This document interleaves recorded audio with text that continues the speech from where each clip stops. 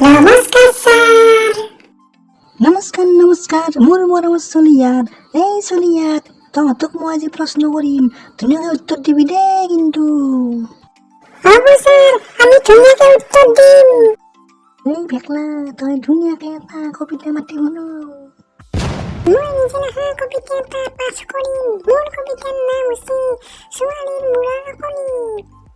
লুকাই লুকাই ৩-৪জনৰ লগত প্ৰেম কৰিবা, লুকাই লুকাই ৩-৪জনৰ লগত প্ৰেম কৰিবা, আৰু যেতিয়া ব্ৰেকআপ হয় তেতিয়া ফেচবুক ইনষ্টাগ্ৰামত শ্বেয়াৰ কৰিবা যে সকলো ল'ৰাই একে, চব ল'ৰাই একে বদমাছ। মইনা কাণতলীয়া চৰ চিনি পোৱা?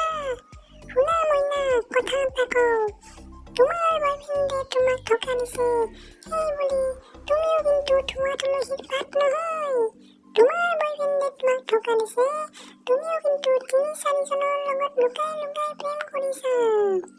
আৰু এটা কথা কওঁ শুনা মইনা, মেকআপ অবিহনে ছোৱালী আৰু নিমখ অবিহনে তৰকাৰী একেই কথা। কিছুমান ছোৱালীৰ মূৰৰ কণী আৰু ফুটনি মৰা কথা কেতিয়াও শেষ নহয়।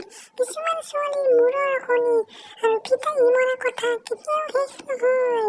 লুকাই লুকাই ৩-৪জনৰ লগত প্ৰেম কৰিবা, আৰু ব্ৰেকআপ হ'লে ক'বা যে চব ল'ৰাই একে। চলিয়াত মোক ধৰে, এই চলিয়াত মোক ধৰ, মোৰ মাথা ঘূৰাইছে। ভেকলাৰ কবিতা শুনি মোৰ মাথা ঘূৰাই গৈছে। বাপ্পা ঐ কি কবিতা মাতছি।